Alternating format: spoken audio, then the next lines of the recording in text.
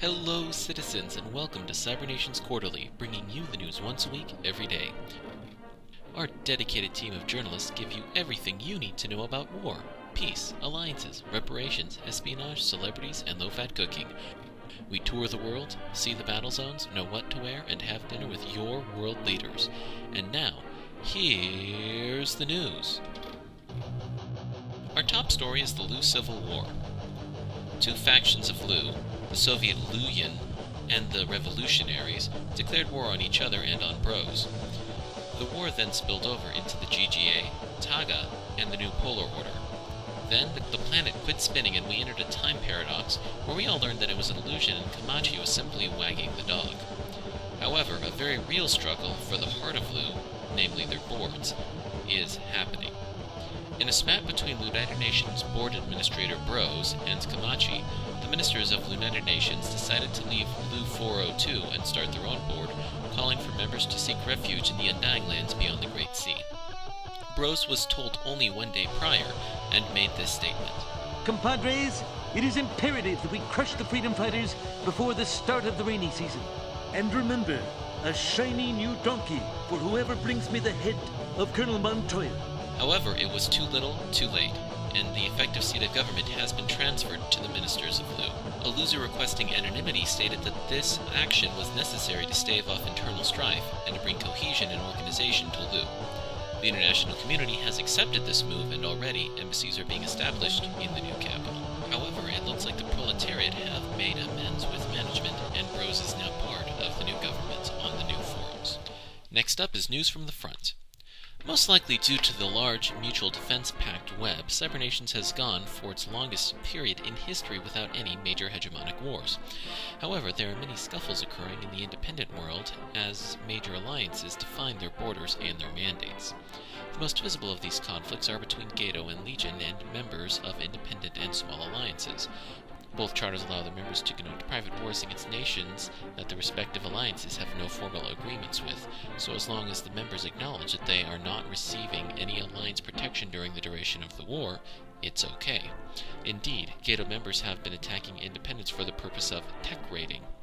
The most vocal opponents of this practice were the new Pacific Order members, who asked during a press conference what would happen if NPO members began funding victims, to which replied that GATO would become involved and not let this policy of sovereignty be used as a method of backdoor war against the alliance.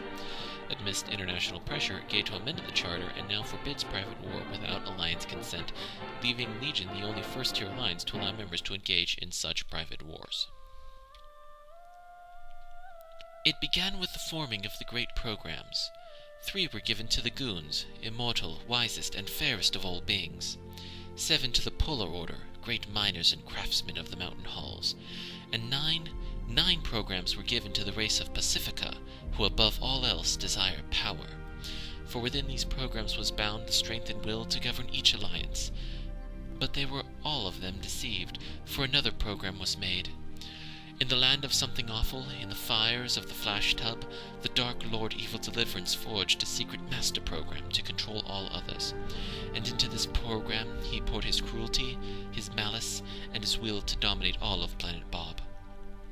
The program came to a creature Chando-kun, who took it deep into the tunnels of the Alliance of 7, and there it consumed him.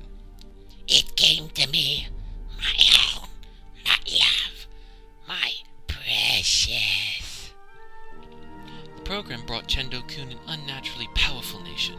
For 5 days it poisoned his mind, and in the gloom of Chendo-kun's cave it waited. Darkness crept back into the forest of the world. Rumor grew of a shadow in the east, whispers of a nameless fear, and the program of power perceived its time had now come. It abandoned Chando-kun, but something happened that the program did not intend. It was picked up by the most unlikely creature imaginable. A Gatoian, Ledum, came across the program, declaring it free of viruses and safe to download. He added that this is some of the most important info a spy can get. I may disapprove of your action, but kudos to your effectiveness. However, the program of power had the mystical property of copyright, making it forbidden for anyone to use its powerful magic except whom its creator intends. The mods pulled the thread and exposed Chando-kun, since he had posted it under an illegal alias Onju. The goons requested that the CN calculator be deleted from all who downloaded the program without their permission, and all new copies of the program require a licensing code. After much international speculation as to what goons would do to those who took the program, goons did not attack anyone but the one who leaked the program, and requested that all unauthorized users delete it from their computers. And now, a word from our sponsor, the New Pacific Order.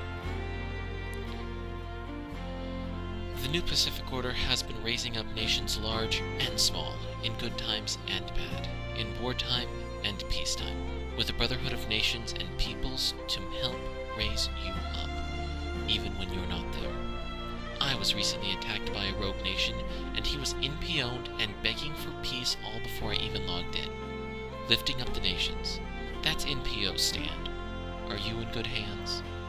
You raise me up so I can stand on mountains. You raise me up to walk on stormy seas. I am strong when I am on your shoulders.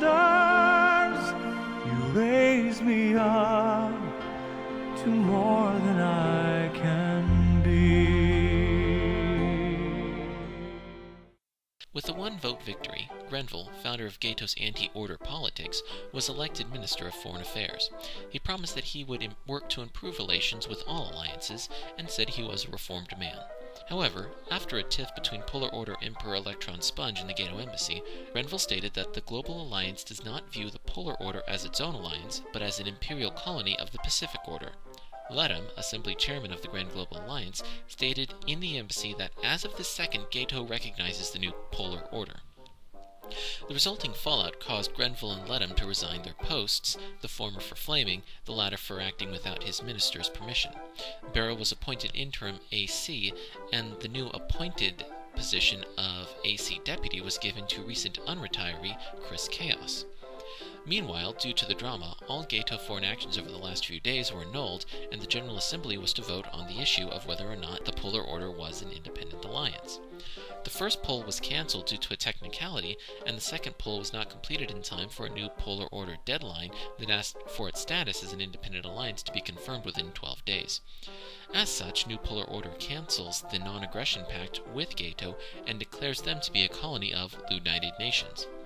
GOONS and the Pacific Orders follow suit with the closure of embassies and the erasure of NAPs, but did not pull recognition of GATO as an independent alliance. One day after the decree, Ledham, apparently re-established as Assembly Chair, posted that GATO recognizes the new Polar Order as a politically independent alliance, but not militarily, and forever ended all diplomatic relations with the Order without vote of the General Assembly. GATO also stated that they signed no non-aggression pacts at the end of the Great War, and thus the Polars annulled a non-existing pact. Presumably, since the NAP was a term of the peace at the end of the Great War, and since the General Assembly didn't ratify said terms, the Great War between the Orders and GATO might still be technically active. There have been some tensions across the 38th parallel, and GATO raised its alert status to DEFCON 3. Meanwhile, the old guard of GATO staged a coup to reform the government of GATO and end the tyranny of the Assembly Chairman. Depraved, Tank Boy, Jorm, and Short Guy took control of the home forums with the help of Chris Chaos to depose the old government, namely Ledham. Ledham and others quickly set up new boards, and at the time of this broadcast, 414 people had registered on the new boards, with 70 of those being diplomats. Thus, less than one-third of GATO's in-game membership has made the move in the 4 days. However, that was virtually all of the active forum members, and thus the coup failed. While many members agreed that something needed to be done to reform GATO's system, many members felt that the ends would not justify the means. For Chris Chaos's part, he insisted that he was simply being a double agent and playing the coupist in order to take back the forum. It appeared that no legal action will be taking place against Chris. Currently, GATO is rebuilding their forums, and the coupists are in peace mode, and all relations with the New Pacific Order, New Polar Order, and GOONS are currently, and presumably forever, cut off. And finally, news you can use. Looking for a way to trim some bulge from your waistline and put some bulge into your wallet? Try having vegetarian meals a few nights per week. It'll cut out the calories and expense. That's all the news we have for you today. Thank you for watching Cybernations Quarterly, bringing you the news once a week, every day.